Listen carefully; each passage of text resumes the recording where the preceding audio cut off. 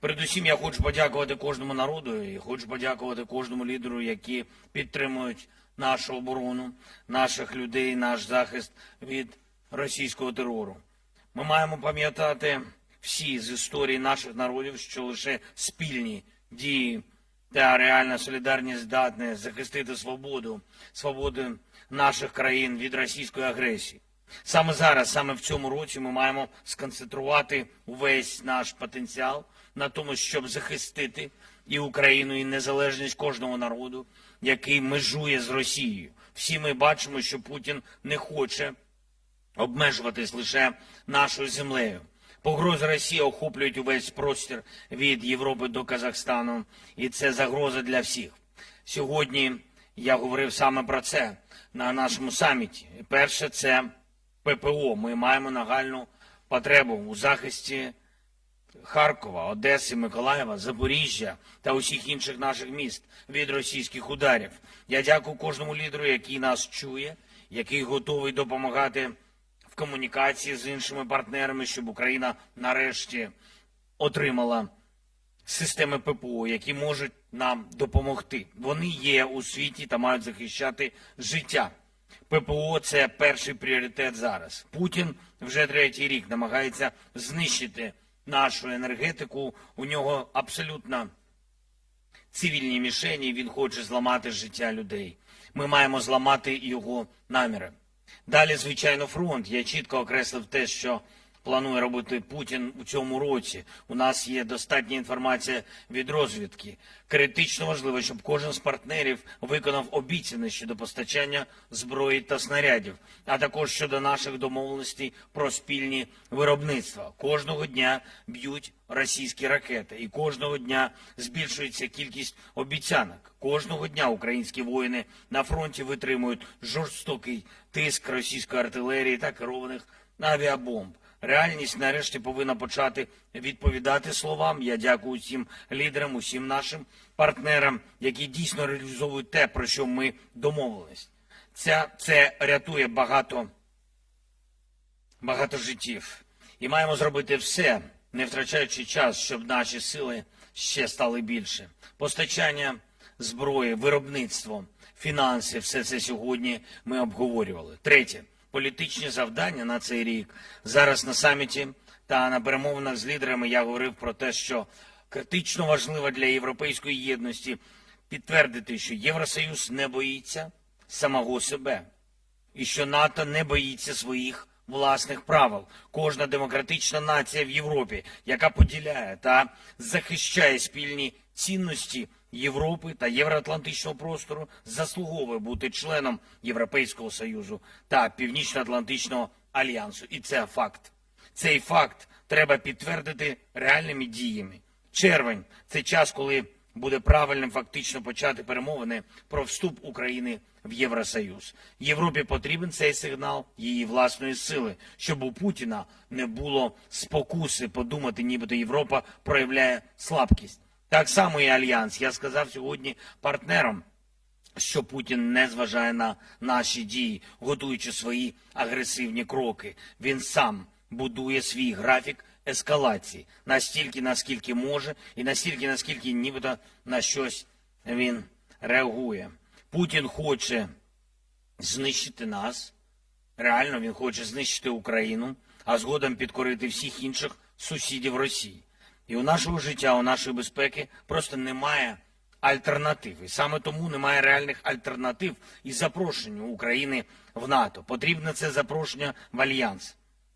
Україна всі наші люди, наші воїни заслуговують на це. Я дякую всім партнерам, які нас у цьому підтримують та відповідно говорять з іншими партнерами. І так само важливо, щоб лідери говорили щодо української формули миру. Сьогодні я запросив партнерів з Тримор'я не лише взяти участь у першому інаугураційному глобальному саміті миру, але й приєднати до залучення на цей саміт інших лідерів. Важливо, щоб світова більшість реально своїми діями об'єдналась заради справедливого миру, так само, як всі об'єднані щодо цього в риториці. Дякую також кожній державі, які працюють з нами над двосторонніми безпековими угодами. Сьогодні вже є 9-та така угода з Латвією. Наші команди України, Литви, Польщі, а також і Естонії, інших партнерів. Всі працюємо над такими угодами зараз. Важливо, щоб це були сильні тексти і реальні дієві домовленості. Ми можемо зміцнити одне одного. І ще одне. Я хочу зараз подякувати народу Литви, усім тут, у Вільнюсі, у кожному вашому місті, у кожній вашій громаді, хто підтримує нас від перших днів цієї війни. Ми в Україні дійсно відчуваємо, як ви вірите в нас і як бажаєте нам спільної перемоги. Я дякую вам. Я вдячний народу Польщі, кожному серцю, яке відчуло однакове з нами прагнення жити незалежно від Москви. Ми можемо перемогти російський терор, і ми маємо бути разом заради цього. Вчора Польща згадувала загиблих у Смоленській катастрофі. І вже 14 років минуло. І мої співчуття і хай пам'ять про усіх людей, чиї життя були забрані, про усіх, хто загинув від Росії, буде нагадуванням нам про те, як важливо бути сильними та не проявляти слабкості. Дякую, Гітанас, ще раз за організацію і запрошення. І дякую всім, хто допомагає. Слава Україні! Дякую, пане президенте. Я запрошую журналістів задати запитання. Будь ласка, підніміть ваші руки, представтеся та зазначте, до кого ви звертаєтеся з запитанням. Вітаю, мене звати Агуста Сенкевичус із BNS New Agency. У мене є питання до президента Зеленського. Шановний президенте, підтримка США до України застрягла, і моє запитання до вас в тому, що означатиме для України, якщо військова підтримка не буде ухвалена, чи означатиме це, що Україна повинна буде вести перемовини з Росією? І питання для президента Науседи. Під час зустрічі ви говорили про співпрацю в різних секторах, в тому, що стосується військового сектору. Що Литва може запропонувати для України? Яку співпрацю? Будь ласка, будьте конкретними. Майданчиком щодо політичного регулювання є запропонований нами саміт миру, який відбудеться у червні. Трішки пізніше буде дата, коли ми запрошуємо Україну. Вірю, що більшість світу, цивілізованого світу, тих, хто не байдужий, хто за справедливий мир, приймуть там участь. Там буде розроблена детальна карта щодо закінчення цієї війни з погляду ще раз справедливого миру, ґрунтуючись абсолютно на резолюціях ООН.